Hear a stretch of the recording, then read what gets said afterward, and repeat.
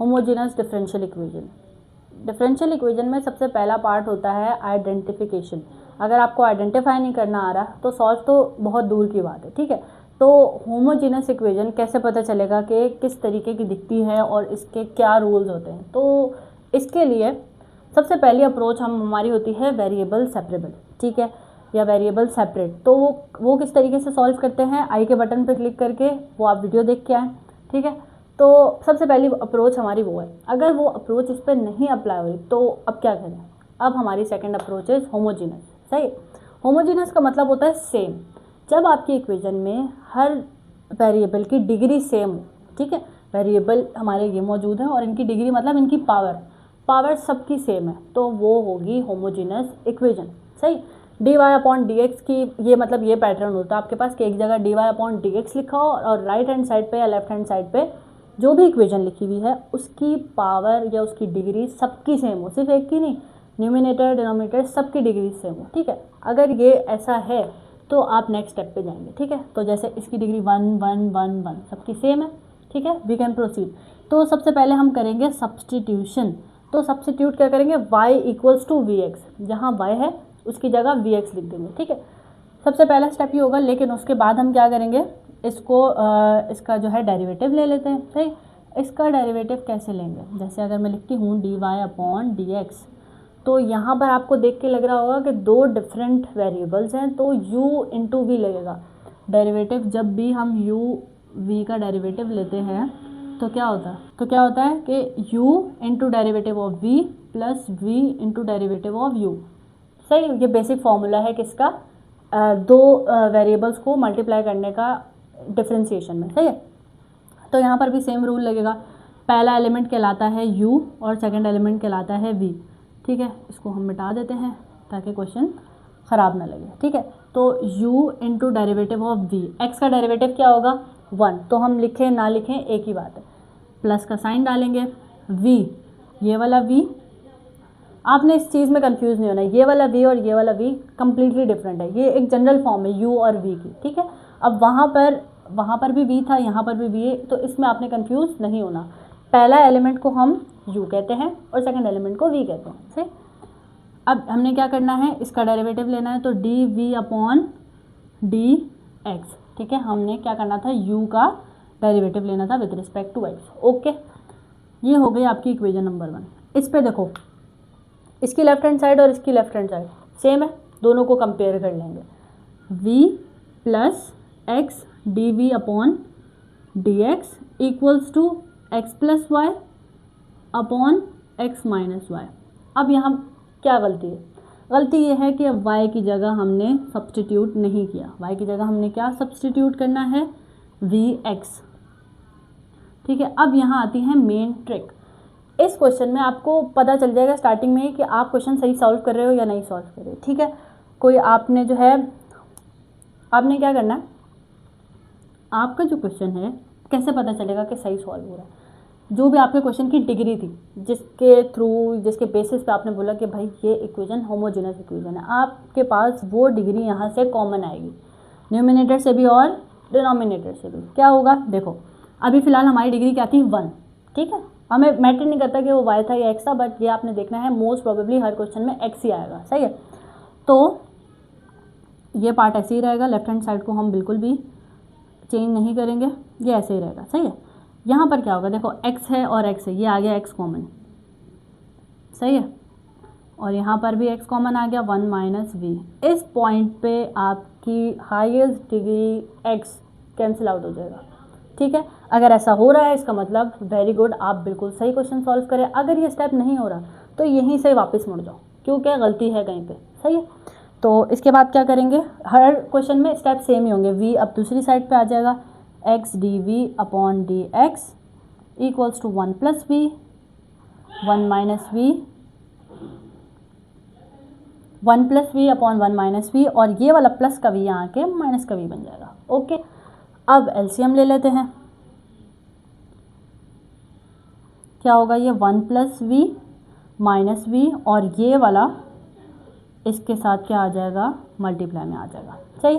अब हम इसको सिंप्लीफाई कर लेते हैं।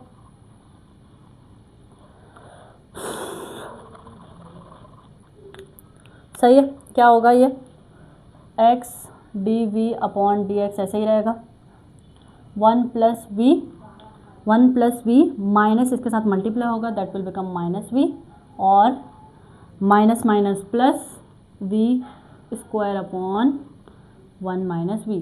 ठीक है, देखो plus v minus v cancel out हो गया। तो अब आपके पास क्वेश्चन जो लास्ट पॉइंट पर बच रहा है दैट इज कि आपका क्वेश्चन है। ठीक है, इसके बाद ये मजीद सॉल्व नहीं हो सकता है। ठीक है, तो आपने क्या करना है, जब आपको लगे ना कि आपका क्वेश्चन इससे आगे सॉल्व नहीं हो सकता, तो आपने क्वेश्चन पे लगाना है वेरिएबल सेपरेबल। ठीक है, किस तरीके से लगता है, अगेन आई के बटन पे क्लिक करो तो तुम्हें बेसिक्स पता चलेंगी कि वेरिएबल सेपरेबल कैसे होता है, क्योंकि डिफरेंशियल इक्वेशन में हर जगह वेरिएबल सेपरेबल ही लगता है एंड पॉइंट पे। ठीक है, तो वेरिएबल सेपरेट कर देते हैं कि dv, सबसे पहले हम क्या करेंगे, वेरिएबल सेपरेबल के लिए dx के साथ सारे x के एलिमेंट, dy के साथ dy के एलिमेंट, मतलब सारे y वाले dy के साथ चले जाएंगे। तो हम क्या करते हैं, x को यहाँ ले आते हैं, अगर आप dx को यहाँ ले जाएं और ये x यहाँ आ जाएगा, 1 माइनस वी और 1 प्लस वी स्क्वायर, और इसके साथ हम यहाँ लगा देते हैं dy। अब आपको समझ आ रहा होगा कि किस तरीके से हुआ है। इस पॉइंट पे वेरिएबल सेपरेबल के बाद हम क्या करते हैं, इंटीग्रेशन ऑन बोथ साइड। ठीक है, इंटीग्रेशन लगाने के बाद अब यहाँ पर इंटीग्रेशन लगाने से पहले इसको सिंप्लीफाई किया जा सकता है। किस तरीके से, इसको सिंप्लीफाई करेंगे, इनको सेपरेट कर दो। देखो 1 अपॉन 1 प्लस बी स्क्वायर, ठीक है, तो इसको dx कर देते हैं, again minus v upon 1 plus b square, और dx आ जाएगा इसके साथ। ठीक है, अच्छा अब हमने लगा दिया इंटीग्रेशन तीनों पे। सही, इस पॉइंट पे आपने देखना है कि किस तरीके से इंटीग्रेट हो रहा है आपका क्वेश्चन। इसके लिए आपको इंटीग्रेशन आनी बहुत ज़रूरी है। तो सबसे पहले हम इसको देख लेते हैं, dx upon 1 plus v square. अब आपको दिख रहा होगा या आपके माइंड में एक चीज़ आ रही होगी, एक ट्रिग्नोमेट्रिक इन्वर्स वाली आइडेंटिटी आ रही होगी, दैट इज, हम यहाँ लिख लेते हैं dx अपॉन ए स्क्वायर प्लस एक्स स्क्वायर। जब भी आप इसका integral low, a could be any constant value, x could be any variable, तो यहाँ पर x की जगह हमारे पास है v और a की जगह 1, 1 का स्क्वायर क्या था 1, तो हम इसको इस तरीके से यूज़ कर सकते हैं। तो इसका इंटीग्रेशन होता है 1 upon a tan inverse x। ठीक है, तो हम क्या करेंगे, इसकी इंटीग्रेशन कैसे सॉल्व करेंगे, 1 अपॉन ए, 1 अपॉन आपका a क्या है 1, ठीक है, तो लिखो ना लिखो एक ही बात है, tan इनवर्स v। ओके, आगे बढ़ते हैं, माइनस, ये किस तरीके से सॉल्व होगा। अब ये सोचने अगर हम बैठे तो छोटा सा क्वेश्चन बहुत लेंथी हो जाएगा। तो बेसिक्स हमें सिखाई जाती हैं इंटीग्रेशन जब हम पढ़ते हैं उसके स्टार्ट में, कि एक फॉर्मूला होता है कि जब भी ऊपर एक फंक्शन का डेरिवेटिव हो और नीचे वो फंक्शन खुद मौजूद हो और उसकी इंटीग्रेशन की जा रही हो, तो उसको हम किस तरीके से लिख सकते हैं, तो उसको हम लिख सकते हैं कि ln f ऑफ x। ठीक है, इसका कहने का मतलब है कि अगर ऊपर डेरिवेटिव मौजूद होता तो इसका डेरिवेटिव क्या होगा, 1 का डेरिवेटिव होगा 0, और v स्क्वायर का डेरिवेटिव क्या होगा 2v, लेकिन हमारे पास क्या है v, तो हम चाहते हैं कि यहाँ पे 2 आए, तो उसके लिए हम मल्टीप्लाई डिवाइड करवा देंगे 2 को, तो आप यहाँ पर ऐसे लिख सकते हो। ठीक है, तो ये बन जाएगा -1 अपॉन 2, और इस रूल के अकॉर्डिंगली ये बन जाएगा ln f ऑफ x क्या है आपका v स्क्वायर। ठीक है, और राइट हैंड साइड पे ये बन जाएगा ln x प्लस c। अब आपका क्वेश्चन 99% डन हो गया, सिर्फ एक स्टेप करना है, क्योंकि जब भी हम सब्सटीट्यूशन वाला कोई भी केस करते हैं, सिर्फ इस क्वेश्चन की बात नहीं करी, जो भी केस करते हैं तो उसके एंड में जो सब्सटीट्यूट किया है उसको बैक सब्सटीट्यूट करना पड़ता है। कैसे, हमने इनिशियली ये रखा था, ठीक है, y equals to v x, तो अब हमारे पास आंसर में v आ रहा है।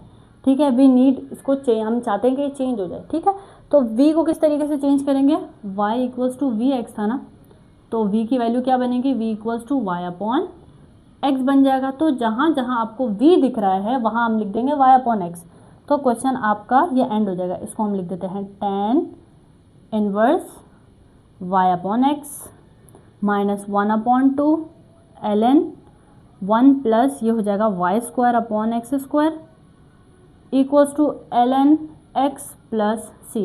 इस पॉइंट पे आपका क्वेश्चन डन हो चुका है। तो ये थी होमोजीनियस इक्वेशन। इसमें अगर आपको कोई भी क्यूरी है तो आप कमेंट डाउन करें, वीडियो को लाइक करें, चैनल को सब्सक्राइब करें।